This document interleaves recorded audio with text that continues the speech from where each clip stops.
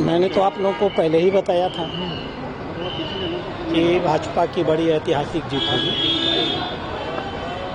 इस चुनाव में 7 में से हमारे पास तो खाली एक सीट थी सलमपुर की, और नागरिकों ने हमें 5 सीट जिता दिया, यानी 400% एक्स्ट्रा जीत हम लोग को प्राप्त हुई है। ये एक ऐतिहासिक जीत है। ये माननीय प्रधानमंत्री जी के प्रति जो पूरे देश में आकर्षण और विश्वास है, ये उसका प्रतिबिंब है। माननीय भजन लाल जी ने जो पिछले 1 साल में काम किए हैं, ये उसके काम के प्रति जो एक नया विश्वास पैदा हुआ है, ये उसकी जीत है। और मदन लाल जी ने एक प्रदेश अध्यक्ष के रूप में जिस प्रकार से चीज़ों को संगठित किया है, कार्यकर्ताओं को लगाया है, ये उसकी जीत है। वास्तव में जीते तो हम 7 सीट हैं, क्योंकि दौसा पिछली बार हम 51,000 वोट से हारे थे।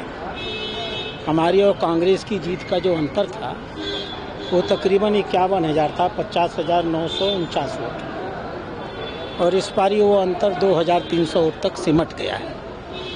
यानी माननीय सचिन पायलट जी सिर्फ पूरे प्रदेश से नहीं खत्म हुए हैं, बल्कि अब दौसा के लोगों की भी प्राथमिकता नहीं रह गई।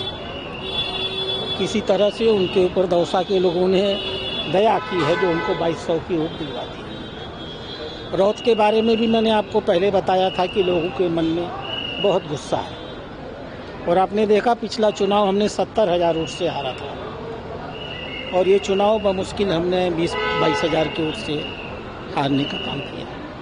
तो मैं ये कह सकता हूँ कि पिछले अधिकृत रूप से मैं 5 सीटों पर ही भाजपा जीती है।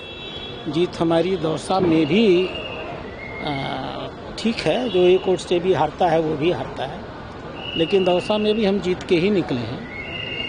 और 84 में तो हम एक जो नई राजनीति लड़ रहे हैं देशद्रोहियों के खिलाफ, हिंदू द्रोहियों के खिलाफ, देश के टुकड़े करने वाले लोगों के खिलाफ, वहाँ के भील समाज ने सिद्ध किया है कि वो बड़ी संख्या में हमारे साथ इस मुद्दे पे हमारे साथ हैं। मैं राजस्थान के नागरिकों को बहुत बहुत बधाई देता हूँ। एक रणनीति में बात के घर में उस रणनीति के साथ कि सबको बैठा के बात करना, समझाइश करना और जिम्मेदारियां देना, क्या सभी खरे उतरे हैं लगभग? देखिए, मेरी रणनीति थी, मैं ये नहीं कहूँगा खरे उतरे हैं, ये मैं कहूँगा।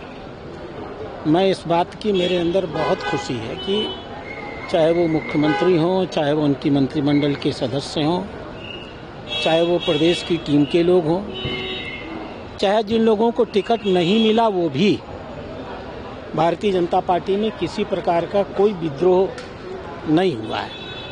और यदि हम लोगों ने किसी को टिकट नहीं दिया है तो उसने भी पार्टी के अनुशासन का सम्मान किया है और बहुत खुशी इस चुनाव में अपना योगदान किया है। तो राजस्थान की भाजपा ने पूरे देश के सामने एक आदर्श राजनीति का उदाहरण प्रस्तुत किया है। 0 विद्रोह और 100% अनुशासन। और भारतीय जनता पार्टी में जब ये चीज़ें होंगी तो मोदी जी तो अकेले ही काफ़ी हम लोगों को जिता लेने के लिए, हम लोग तो सिर्फ निमित्त हैं, उसका श्रेय लेते हैं। केंद्रीय पर्यवेक्षक की जिम्मेदारी दी गई है, खासकर संगठनात्मक चुनाव को लेकर एक बड़ी जिम्मेदारी, दोहरी खुशी है आज आपके लिए? एक ही प्रकार की जिम्मेदारी है। मैं पहले से भी यहाँ का प्रभारी हूँ। हम लोग संगठन का ही काम कर रहे हैं, और चूंकि संगठन का चुनाव आ गया है, इस नाते पार्टी नेतृत्व ने ये विश्वास दिलाया है कि इस संगठन के चुनाव को मैं सकुशल लोकतांत्रिक पद्धति से, क्योंकि हम गर्व करते हैं भारतीय जनता पार्टी इस भारत की नहीं दुनिया की अकेली लोकतांत्रिक पार्टी है।